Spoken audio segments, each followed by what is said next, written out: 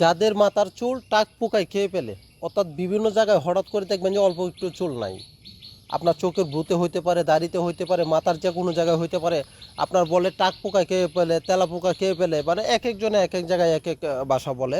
তো ওই টাক পোকার জায়গায় নতুন করে চুল গজানোর জন্য আপনাকে কি করতে হবে, এই ফুলটা ইউজ করতে হবে।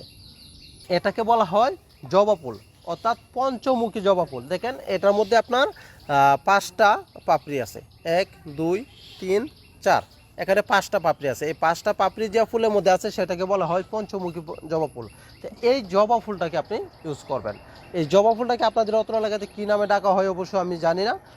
আমাদের অত্র এলাকায় জবা ফুল বলে ডাকে, আপনাদের অত্র এলাকাতে কী নামে ডাকে একটু প্লিজ একটু কমেন্টে লিখে দেবেন। এই ফুলটা ইউজ করতে হবে।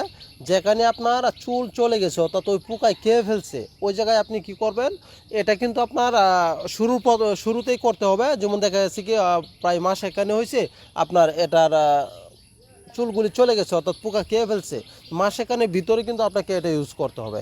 যদি 2-3 মাস পর ইউজ করেন তাহলে কিন্তু আপনার কাজ করবে না। যাদের টাক পোকায় মাথার চুল, দাড়ি এবং ব্রু খেয়ে ফেলে, এটার ক্ষেত্রে আপনি গোসল করার পরে এই ফুলকে আপনি বাটবেন, শিলপাটায় বেটে নেবেন, অথবা যদি ব্লেন্ডার মেশিন থেকে ব্লেন্ডার করে নেবেন, নিয়ে এই ফুল বাটাটাকে আপনি কি করবেন, গোসল করার পর যখন জায়গাটা শুকাবে, শুকানোর পর ওই জায়গার মধ্যে আপনি মেহেদি আমরা যেভাবে দিই, অর্থাৎ হাতে যেভাবে প্রলেপ দেওয়া হয়, ঠিক ওইভাবে ওই বাটাটা আপনি ওই জায়গায় প্রলেপ দিবেন।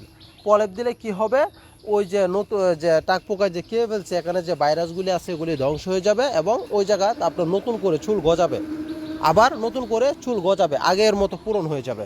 কেননা আর তাছাড়া যদি আপনার কোনো তেল বা কোনো ওষুধ যদি ইউজ করা না হয়, তাহলে ওই জায়গার মধ্যে আর সহজে চুল গজাইতে চায় না, ওই জায়গাটা এরকমই থেকে যায়। তো অবশ্যই ফ্রেন্ডস, যারা এই সমস্যায় আছেন তারা অবশ্যই এই ফুলটা ইউজ করবেন, তাহলে যে টাক পোকা খেয়ে ফেলছে এটা সম্পূর্ণ সমাধান হয়ে যাবে ইনশাআল্লাহ।